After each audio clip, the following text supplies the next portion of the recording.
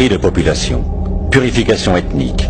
Le système, en s'affinant dans l'horreur, atteint alors les limites ultimes d'un racisme qui rappelle étrangement la solution finale nazie. Le docteur Basson m'a montré un document. Ce document contenait une proposition émanant de quelqu'un en Europe. Ce type disait qu'il possédait un produit, une bactérie, qui avait la possibilité de n'infecter, de ne rendre malade et de ne tuer que les gens pigmentés, comme les Noirs. Le docteur Basson m'a demandé de me documenter et d'étudier scientifiquement cette possibilité. Est-ce vraiment possible? Notre conclusion a été que c'était tout à fait possible, et il a été décidé que ce serait bien que le gouvernement en soit informé.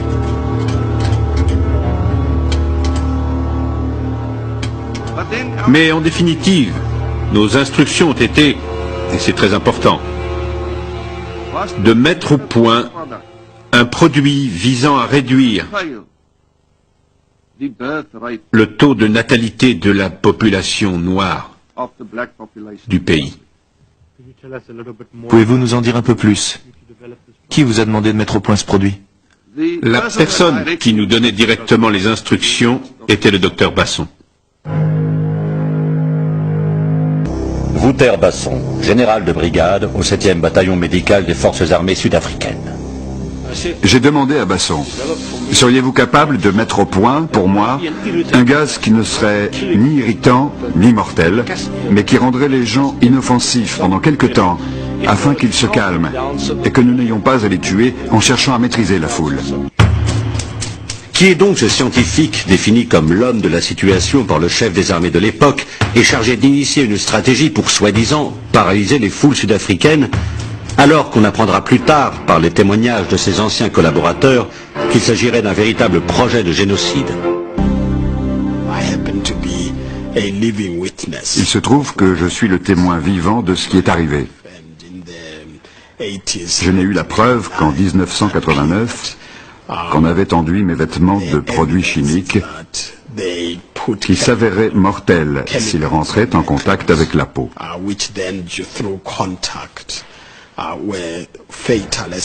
Mais j'ai survécu.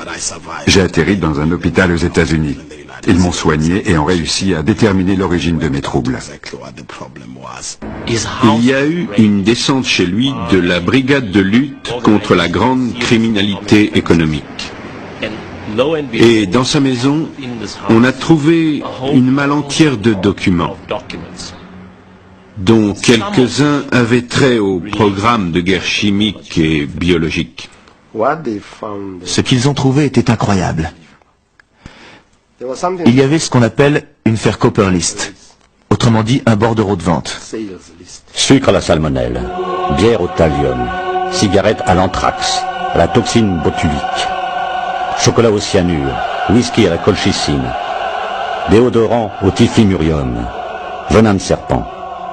Cette longue liste de ventes de produits au poison indétectable était destinée aux agents de la sécurité sud-africaine pour leur permettre de tuer les militants noirs sans soulever de soupçons lors de l'autopsie. Combien ont été utilisés? On ne le saura sans doute jamais. Selon vous, cette liste aurait-elle pu être utilisée à des fins de recherche scientifique, ou bien est-ce une liste d'armes meurtrières? Assurément une liste d'armes meurtrières.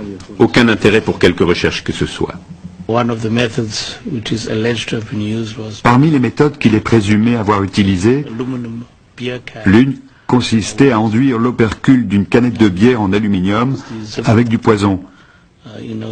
Et si vous utilisiez cet opercule, la partie qui s'enfonce dans la canette, ça activait le poison. On m'a donné un paquet de cigarettes Camel. Et on m'a demandé de déposer quelques gouttes sur les filtres des cigarettes. Et que serait-il arrivé à la personne qui aurait fumé ces cigarettes? C'est difficile à dire, mais j'imagine que les conséquences auraient été mortelles. Ce que les témoignages de scientifiques révèlent, c'est d'abord un arsenal de gadgets mortels digne de James Bond. Tournevis empoisonné, parapluie Sarbacane, détonateur de lettres piégées, cannes truquées, lessive explosive, et bien d'autres. Nous voyons ici ce qui ressemble à un tournevis. Pouvez-vous nous en parler? La personne qui utilise cet appareil pique la personne visée.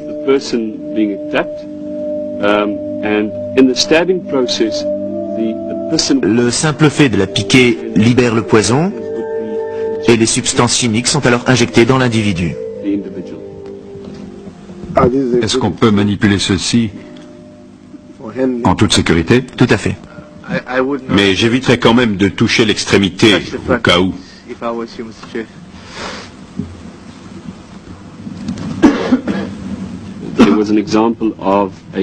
Il y avait aussi une aiguille contenue dans ce qui ressemblait à une pompe à vélo. En gros, vous avez dans les mains une pompe à vélo. Vous pouvez la faire coulisser pour sortir l'aiguille. Le même système existait dans des cannes ou des parapluies. Il y avait plusieurs façons de maquiller l'ensemble. Et à quoi servait la canne?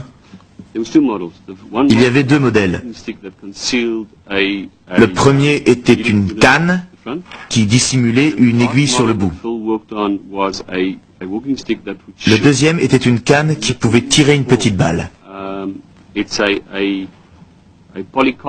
Une balle en polycarbone qui était percée de nombreux petits trous, ce qui permettait d'y loger des substances toxiques. À très courte distance, l'idée était de pouvoir tirer dans la jambe de quelqu'un. Il y avait aussi 2 paquets de lessive Omo qui avaient un mécanisme explosif à l'intérieur. Donc, il y avait 2 paquets de lessive Omo avec les explosifs déjà à l'intérieur. Oui. Les paquets contenaient des explosifs amorcés et prêts. Derrière cette panoplie d'inventions d'un autre âge, se profile plus gravement encore l'existence secrète et massive de produits destinés à propager des maladies à l'échelle d'un peuple, voire d'un continent. Anthrax, choléra, méningite, Ebola, sida.